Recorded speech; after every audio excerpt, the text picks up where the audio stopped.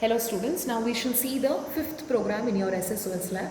Now the fifth program is based on intermediate code generation, is based on your DAG, um, that is your comparison between syntax tree and the directed acyclic graph, and your that is intermediate code generation. Now whatever the input that's been given, whatever 3 address code instruction that's been given, that you need to convert into a assembly level language or into a specific code or in a lowest level language, not in a high level language. Now my code that's been given here is a is equal to minus b star c plus d. Now this I am generalizing it to temporary variables. Minus b I am storing into t1, t2 I am storing into c plus d, t1 and t2 I am multiplying, storing the result in t3. Finally the result as t3 should go into a. Now this intermediate code I am converting it to a specific format, that is in terms of result, argument 1, operator and argument 2. In terms of result, argument 1, operator and argument 2. First line t1 is my result, minus b is the argument 1, equal to is the operator, question mark, there's no argument 2, that's why the question mark. For my second line t2 is the result, argument 1 is c, plus is the operator, d is my argument 2. For my third line t3 is my result, t1 is my argument 1, star is the operator, t2 is my argument 2. Now for the fourth line, a is my result, t3 is my argument 1, equal to is the operator, question mark is my argument 2 because there is no argument 2 here. I am using two file pointers here as the input I am giving through the input file. I am using two file pointers, fp1 to point to the input file which is opened in read mode, fp2 to point to the output file which will open in write mode. Now until the end of file I need to be checking, so that is why file end of file within the while loop. Now all the contents, the input file with whatever it has the contents, that I should bring it to RAM, then only I can use the string manipulation function, that is why the fscanf. Now for check the first if, that is argument 2 if it's equal to 0 and result of 0 if it's equal to t. Check if argument 2 of 0 if it's equal to question mark, yes it's equal to question mark, and result of 0 yes it's equal to t, that is true. That for the first line the first if is true, so it is converted into a assembly level language, that is within R0 what will go, argument 1 will go. I'm loading the argument 1 to a register R0, so that's why the opcode has load. Now obviously the all of the if parts will be false there for the first line. Now if you see for the second line t2 c plus d, if you see for this specific second line, for this specific second line again the condition is being checked.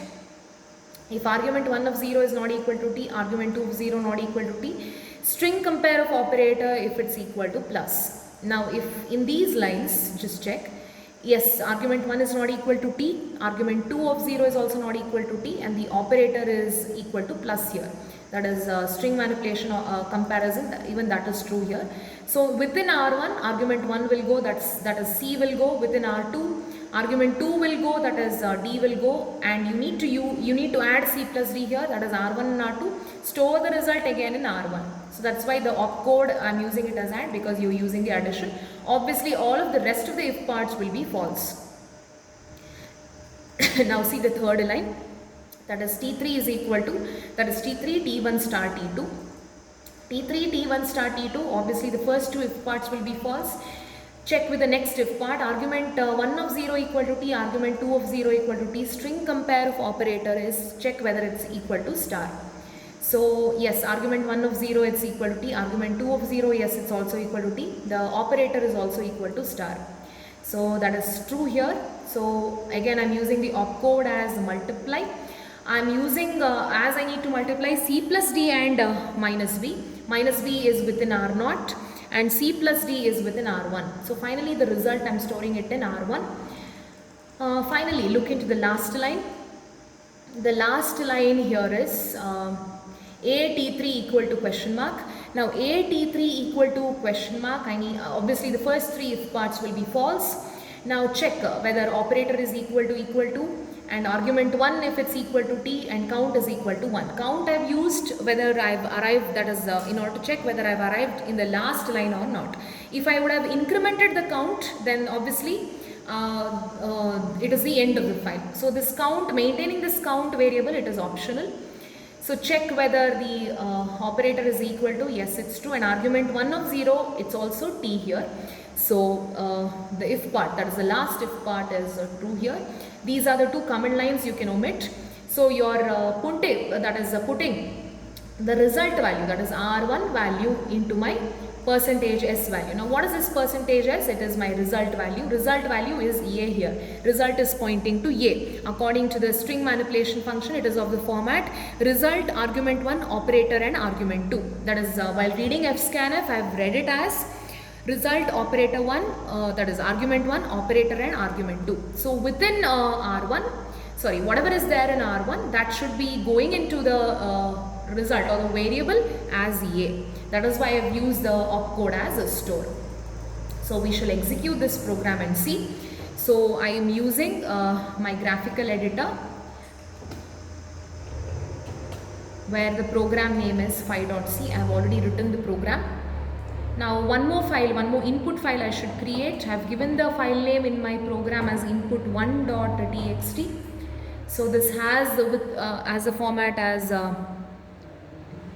result argument 1 operator and argument 2. It goes in the same format.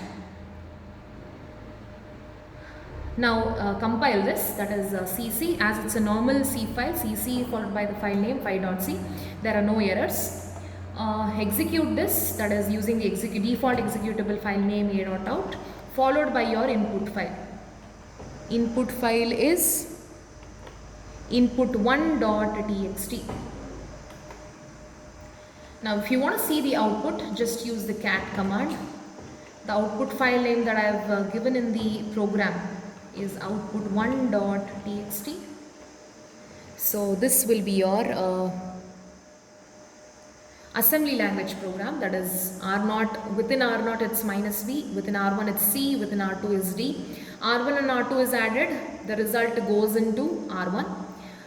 Similarly, R1 and R0 is multiplied, the result goes into R1.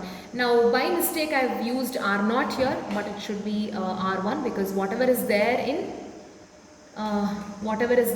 my R1, that should be going into my A part. So I'll just change this.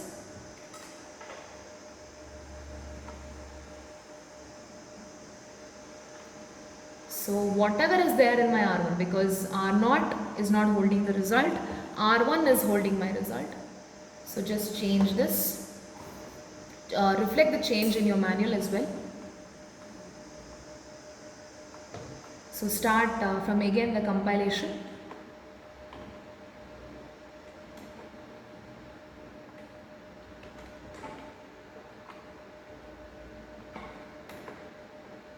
Yes. So whatever is there in R1, that comes into the variable as A. I hope the logic is understood. Thank you everyone.